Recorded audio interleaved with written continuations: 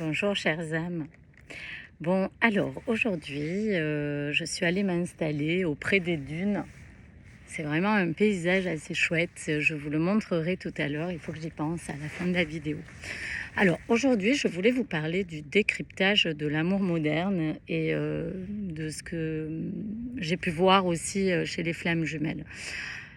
Du haut de mon observatoire de l'amour encore, et toujours, c'est vrai que souvent, on parle d'amour, on a comme référence des films, de la littérature, des romans.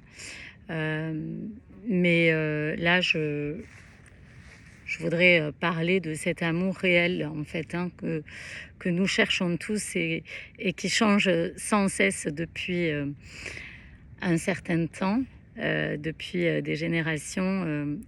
Cet amour a évolué, on va dire. Et donc, je passe beaucoup de temps à observer les relations autour de moi et puis ce que je vis aussi. Et je vous transmets un peu ce que je capte, j'imagine, ce qui me perturbe aussi. Voilà. Donc là, j'avais envie de vous parler des masques de l'amour parce que je trouve on a quand même tendance aujourd'hui à être dans des relations différentes que nos grands-parents, grands-parents, comme je dis toujours. Il y a quand même une forme de superficialité que je constate avec une espèce d'illusion de liberté, mais qui cache beaucoup de peur de l'engagement et de l'intimité. Donc, cet amour moderne aujourd'hui, j'ai listé un petit peu ces différences d'amour que l'on peut vivre ou que l'on peut voir. Alors, déjà, le premier, on va dire, la première mouvance que je vois, c'est le sex friend. Alors là, le sex friend, c'est quand même une relation dont on entend parler depuis quelque temps. C'est une sexualité sans engagement émotionnel, avec le masque de la vulnérabilité, de la peur de la vulnérabilité. En fait, cette histoire de sex friend, je repense à la phrase, comme dit mon père, de Sacha Guitry: entre l'amour et l'amitié, il n'y a qu'un lit de différence. J'adore cette phrase parce qu'elle va démasquer un peu cette histoire de sex friend. En réalité, cette relation, elle est là pour pas s'engager vraiment dans une relation d'amour. Donc on la met dans cette case-là de sex friend. Comme ça, on peut continuer sa relation, mais sans y mettre vraiment les mots de l'amour ou l'implication de l'amour. Voilà, donc il y a un masque là dans cette relation-là. Ce qu'on voit aussi aujourd'hui, c'est le polyamour. J'en ai parlé dans d'autres vidéos, ou les relations ouvertes, ou même le libertinage. Il y a beaucoup ça chez les jeunes. Alors, il y a aussi chez les moins jeunes, hein, bien sûr. Mais on va dire que chez les jeunes, il y a cette mouvance-là du polyamour et du libertinage qui permet aux personnes de partager l'amour à plusieurs, ou à plusieurs, ou alors dans différentes relations. En réalité, ça fuit l'exclusivité et ça fuit l'engagement, là aussi, mais l'émotion profonde de l'amour. Mais ce que je vois quand même, c'est qu'il y en a beaucoup qui se font rattraper par tout ça. C'est-à-dire qu'ils s'enferment dans ces cases-là et finalement, on se rend compte qu'on cherche tous l'amour. Et bon, ils se font rattraper des fois, hein. Ils s'enferment dans ces relations, dans cette mouvance-là, et tout à coup, ils se rendent compte que soit ils tombent amoureux de quelqu'un, et bon, c'est pas aussi simple que ça, là aussi.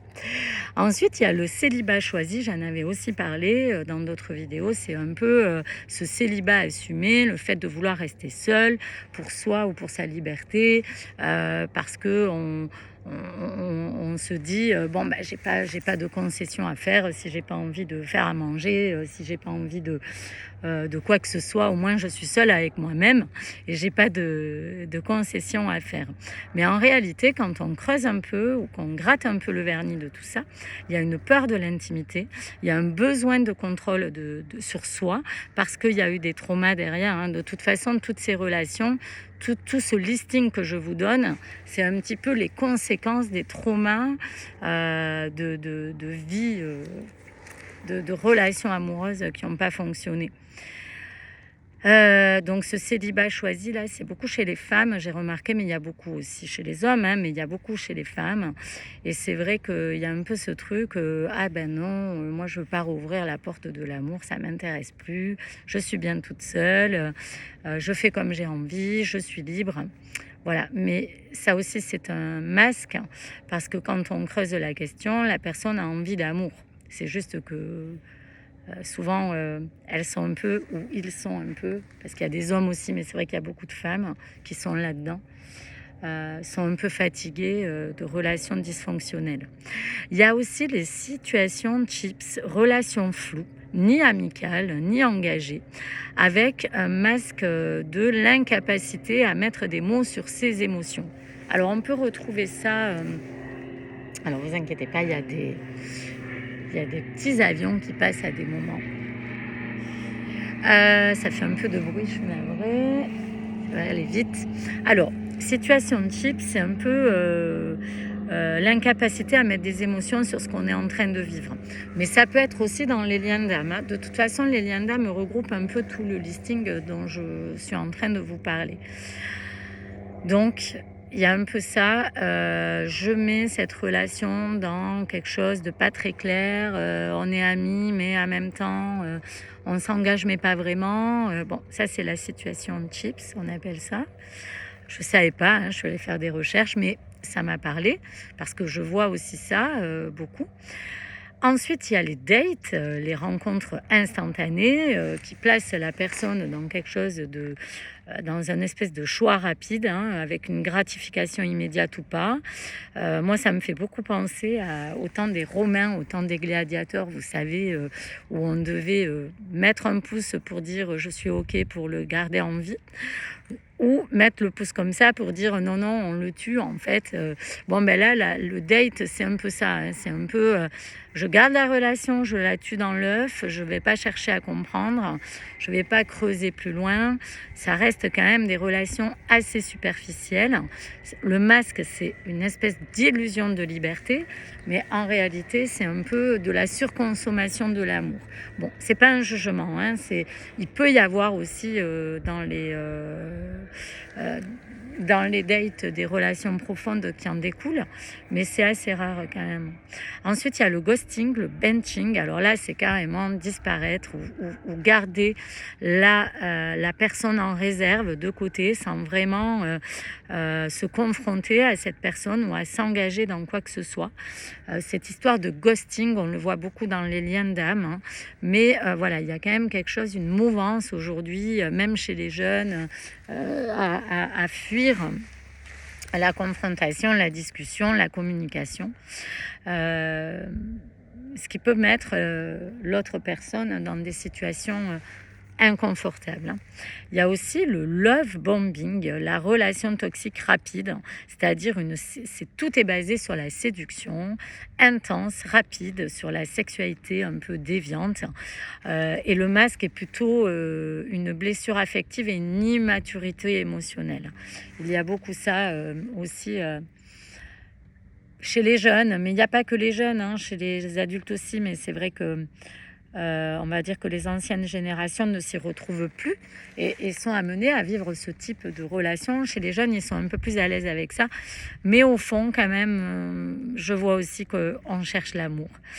Alors, ensuite, il y a aussi le mindful dating, le slow dating, où c'est une approche consciente, spirituelle, plus lente, qui peut paraître rare et précieuse. Mais en réalité, là aussi, ça peut être un échappatoire, un refuge pour ne pas vivre un amour un amour plus simple, on va dire, voilà. Mais toutes ces formes, en réalité, sont souvent des masques, des échappatoires.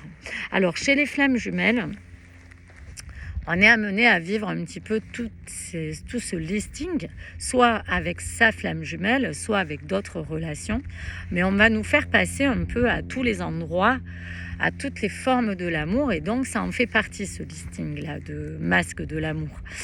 Voilà, donc les flammes jumelles, elles sont là un petit peu pour expérimenter et pour en faire un espèce de bilan de tout ça. C'est pas qu'on est mieux ou moins bien, enfin je sais pas, mais on est amené, je trouve, à vivre ces expériences-là qui nous questionnent et qui nous mettent en difficulté. Il y a aussi cette histoire de profil évitant, fuyant.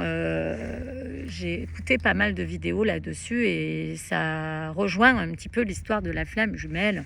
C'est-à-dire qu'il y en a un qui est un peu en train d'éviter l'amour parce qu'il en a peur, parce qu'il n'a pas envie d'aller dans la profondeur et donc il va rester un petit peu en superficie. Il va avoir besoin de fuir l'intimité. Il ne fonctionne pas émotionnellement pareil que les autres, on va dire. Et l'angoissé, qui lui, le profil anxieux, on va dire, qui cherche l'amour désespérément. Donc quand un anxieux rencontre un fuyant, ça fait quelque chose d'assez compliqué à vivre.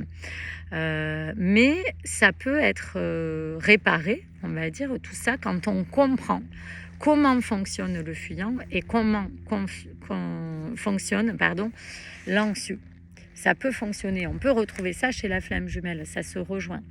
Donc en fait, on va essayer de raccommoder cet amour, ça serait bien qu'on puisse le raccommoder, en essayant de comprendre ses peurs, en essayant de respecter le rythme de l'autre, de son évolution, de poser des limites quand c'est important de les poser pour soi-même ou pour l'autre, et de nourrir ce qui est authentique.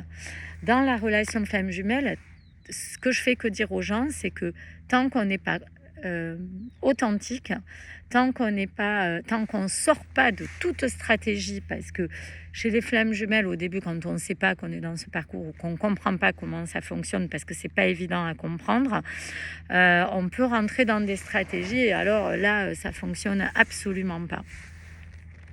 En fait, c'est un peu comme si les flammes jumelles montraient la voie. Elles se confrontent aux masques, aux blessures, et elles offrent la possibilité de reconstruire un amour conscient, vrai, authentique. C'est un peu un appel à une action douce, du fait d'observer, de comprendre, d'accueillir ce qui se passe et enfin d'oser aimer profondément dans un monde qui nous pousse quand même à fuir l'amour et à porter tous ces masques, toutes ces formes d'amour moderne que je vous ai exposées tout à l'heure. La société, je trouve qu'elle nourrit ça. Elle nourrit cette forme de non-engagement. Alors on est à l'ère du Verseau aujourd'hui, où le Verseau, il est plutôt... son influence est plutôt la liberté, l'indépendance, la non-possessivité. Et on sort de beaucoup de siècles de Capricorne, qui lui est plutôt le Capricorne dans quelque chose de structuré, d'engageant, de discipliné. Et je pense que du coup, on se retrouve un peu entre ces deux signes, entre ces deux énergies de signes astrologiques. Et l'idée, ce serait d'équilibrer un peu les deux, d'être dans ce côté libre et dans la non-possessivité, mais aussi d'être dans un engagement profond, d'être dans le sacré quelque part. Mais là, on a un peu, on est entre deux feux, hein, j'ai envie de dire. Voilà. Ça peut expliquer cette ère du Verseau, c'est venu déconstruire quelque chose. Et donc, l'amour est un peu comme un puzzle à reconstruire. D'ailleurs, c'est un puzzle. L'amour, il réunit nos besoins, nos désirs, nos envies et beaucoup de relations modernes le cachent derrière des masques et des échappatoires. Avec les flammes jumelles, cette relation intense et douloureuse, on n'a pas le choix que d'aller voir ce qui ne va pas chez nous, chez l'autre, et de reconstruire cet amour sur des bases conscientes, pièce par pièce.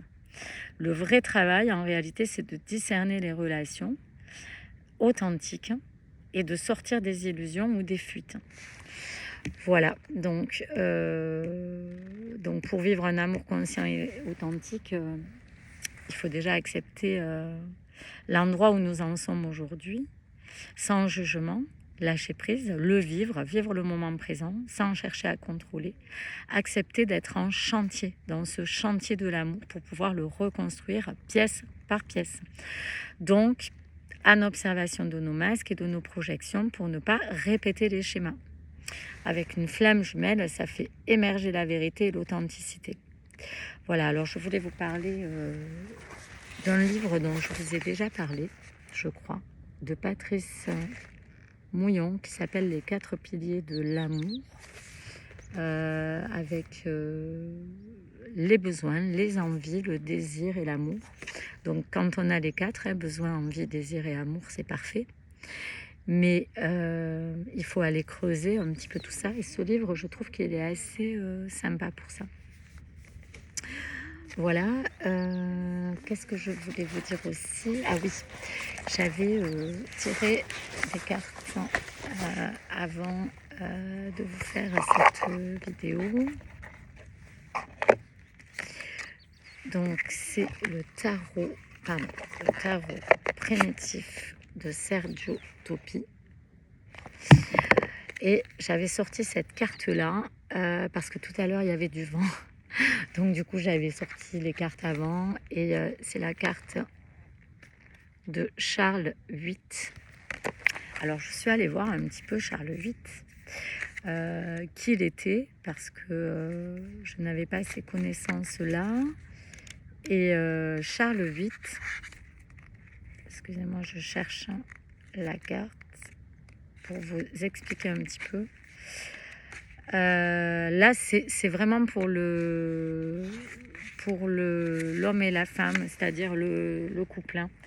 Je suis guidée de plus en plus à faire des guidances pour le couple et pas pour l'homme et la femme, ce qui signifierait que dans quelques temps, on va arriver à incarner un couple dans la matière. Je l'espère et je vous le souhaite et je me le souhaite. Alors voilà, c'est un homme robuste sur cette carte, qui semble prospère et comblé par la vie. Ils ont fait la parallèle avec Charles VIII. Charles VIII était un homme qui est devenu roi, qui était assez doué et apparemment il a eu plusieurs relations amoureuses, plusieurs mariages à une époque où ça se faisait peut-être pas tellement. Donc là, cette carte-là, elle parle d'autorité, de responsabilité, de gestion des ressources et de maintien de l'équilibre. Donc en fait, elle nous parle vraiment d'un couple ancré dans la matière. Et je pense qu'il va falloir y aller là-dedans et passer le lien d'amour à l'état de relation. Parce que ce sont deux choses différentes. Le lien, il est là, on n'a pas le choix. La relation, on la construit. Voilà, donc j'espère que vous allez tous bien en ce moment, parce que nous sommes sur une période de lune en taureau où c'est un petit peu compliqué pour pas mal de gens, je trouve. Donc je vous envoie des ondes positives. Je vous montre où je suis. Donc là, il a beaucoup plu, donc il y a un peu des temps, il y a un peu comme des marées, mais et de l'autre côté là-bas, il y a la mer. Voilà, je me suis mise à l'abri pour que le son soit meilleur. Je vous embrasse et je vous dis aimez-vous et je vous dis à bientôt.